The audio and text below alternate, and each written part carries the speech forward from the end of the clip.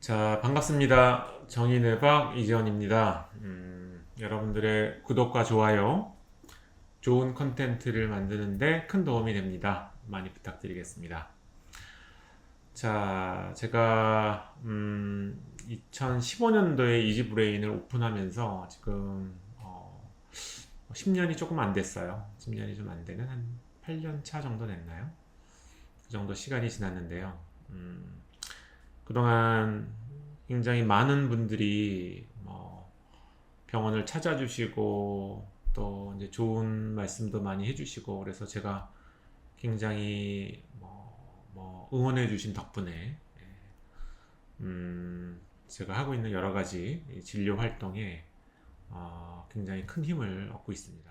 다른 선생님들은 어떻게 생각하실지 잘 모르겠는데 저는 지금은 뇌파 없이는 이제 진료가 좀 어려운 정도까지 된 것 같아요. 그래서 뇌파를 보여주셔야 이제 정확한 어떤 제 나름대로의 진단이 가능하고 그거에 대한 치료 스케줄이 나오게 된다. 이렇게 말씀을 드리게 되는데요.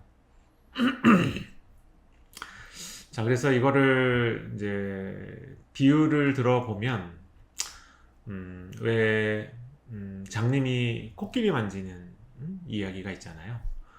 어떤 분은 귀를 만지면서 코끼리란 거는 이렇게 좀 넓은 판때기 같은 모양이다.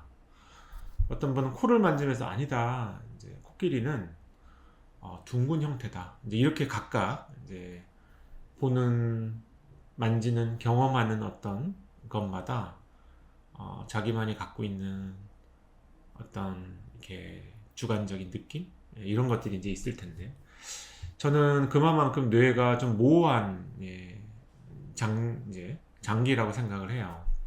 뇌만큼 복잡하고 아직 뇌에 대해서 여러 가지 신비나 이런 게 궁금증이 다 풀리지 않은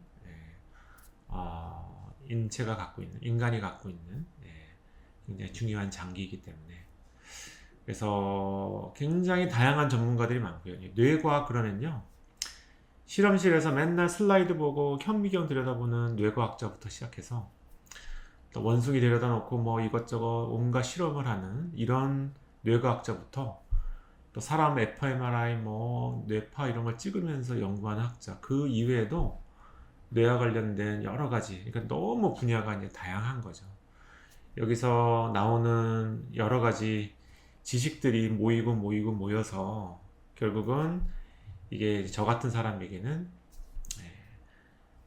마음이 아픈 분들을 치료하는 데 도움이 되는 정보로 이용이 되는 거기 때문에요.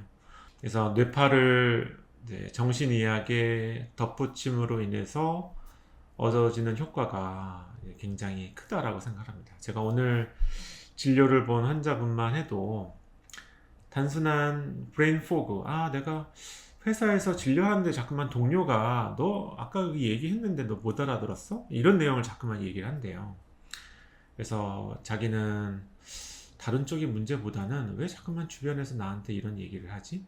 이게 불편해서 사실 오신 거예요. 그래서 제가 이제 증상 평가를 한 거죠. 우울증, 불안증 이런 거 다 거의 대부분 다 정상 수준. 그래서 본인이 느끼는 불편감이 거의 없어요. 우울, 불안 이런 거 거의 없고요. 다만 뇌파를 봤을 때는 뇌파가 너무나 안 좋은 거죠. 보통 일반적으로 이런 정도의 뇌파면은 다른 사람들은 굉장히 우울하고 굉장히 불안하고 이런 게 굉장히 심했을 만한 뇌파인데 그분은 사실은 주관적인 그런 느낌이 별로 없는 거예요. 근데 이제 반대인 경우도 있거든요. 와서 주관적인 호소는 너무너무나 많은 그래서 우울도 굉장히 높고 불안도 너무너무 높고 다른 것들이 너무 다 높은데 그거에 반해서 뇌파는 크게 나쁘지 않은 이런 케이스도 있고요. 그러면 우리가 기준을 어디다가 맞춰놓고 치료나 이런 걸 진행을 해야 되느냐? 근데 결과적으로 뇌파가 좋아지는 방향으로 어떤 치료의 스케줄이나 목표가 정해져야 결국 증상을 많이 느끼던 아니면 조금 느끼던 그 만족감이 가장 큰 것 같아요. 네.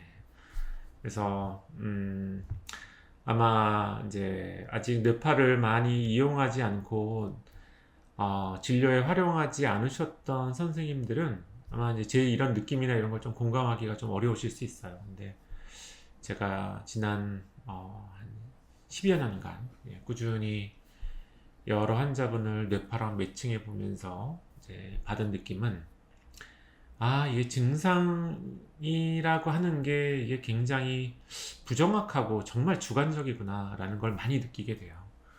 그래서 요즘 뭐 정신과 같은 데 가면은 선별검사 도구들 많이 하고 있죠. 근데 이제 저는 그 선별검사 도구의 정확성?